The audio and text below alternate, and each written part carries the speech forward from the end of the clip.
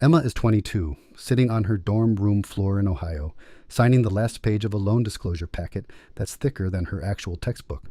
Her hand is shaking a little, not because the number is a surprise, but because she already knew it would be big and it's still bigger. 6 time zones east, a guy named Jonas is sitting in a shared kitchen in Leipzig, opening an email from his university. He braces for it the way you brace for bad news. The email says he owes €301 for the semester. Here's the question that gets asked in every comment section under every Study Abroad in Germany video. Is it actually free, or is that just something people say online? And if it really is close to free, what's the catch? Because nothing this big is ever actually free.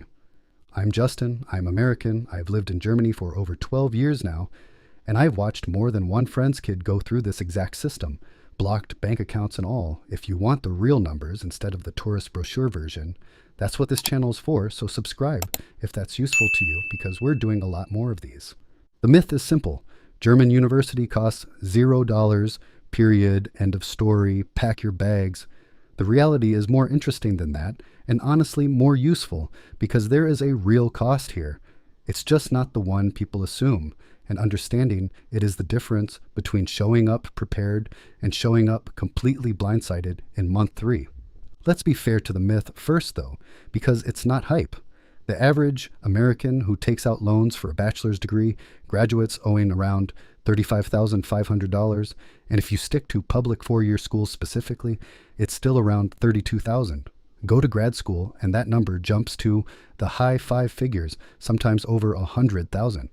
Nationwide, Americans are currently carrying about $1.77 trillion in student debt combined.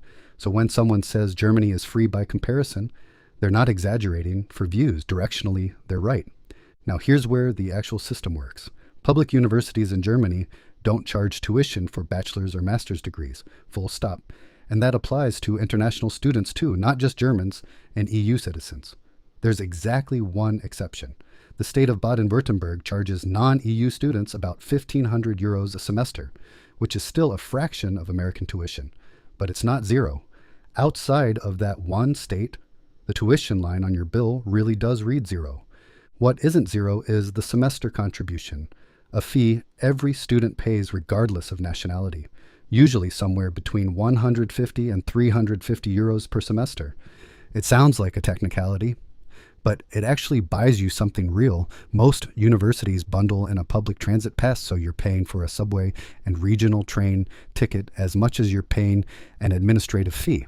Jonas's €301, that's this. Then there's health insurance, and this one surprises almost everyone. Germany requires every student to carry health coverage, no exceptions, and the standard statutory health insurance for students under 30 runs around €148 a month. That's roughly €1,700 a year, and it's not optional. You cannot enroll at a university without proof of it. The bigger number, the one nobody mentions in the tuition is free headlines, is what Germany requires you to prove you can live on before they'll even let you in the country. If you need a visa to study here, which most non-EU applicants do, you have to open what's called a blocked account and deposit close to €12,000 into it before you arrive. About €992 a month gets released to you at a time. That money isn't a fee. You get to spend it on rent and groceries like anyone else. But it has to exist in cash, in your name, before Germany hands you a student visa. No loan officer is going to hand that to an 18-year-old the way a federal student loan program will. So add it up. Tuition, zero, semester fee, insurance, and the cost of actually living closer to 13 or 14,000 euros a year. Out of pocket, upfront, no interest, no debt collector calling you at 35. Over a 3-year German bachelor's degree, that's somewhere around 40,000 euros total, self-funded, compared to an American degree where the sticker price is often double or triple that and gets paid back over 20 years with interest attached. Here's where it gets interesting though, because the real catch isn't a number at all.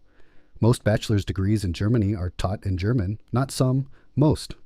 There are only a few hundred fully English-taught bachelor's programs in the entire country, out of thousands of programs total, and most of those live at the master's level, not undergrad.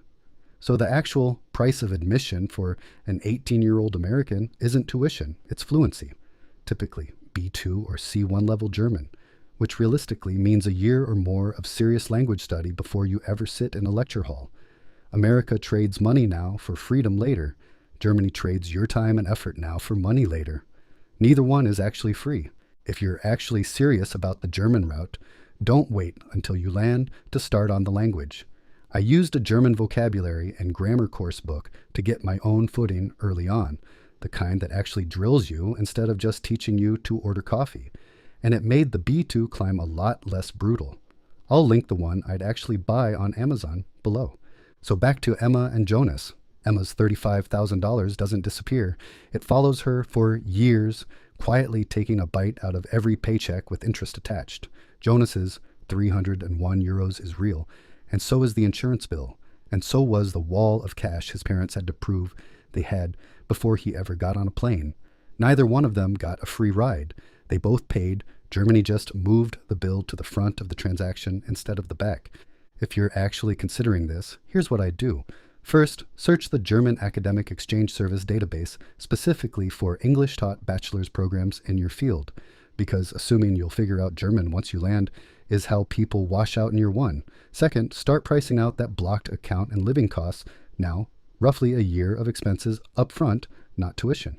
Third, if you're not fluent, start German lessons immediately, or look into a foundation year program that many universities use to bring international students up to speed before official enrollment. Fourth, compare the real German total, fees plus insurance plus living costs, against what you'd actually pay in America after financial aid, not the scary sticker price, because that's the honest comparison. Germany isn't free. It's just honest about the bill up front instead of spreading it out over 20 years with interest. Whether that trade is worth it depends on whether you'd rather pay in cash now or pay in debt later. And that's a decision worth making with real numbers instead of a headline. If you found this useful, subscribe and tell me in the comments which cost comparison you want to see next.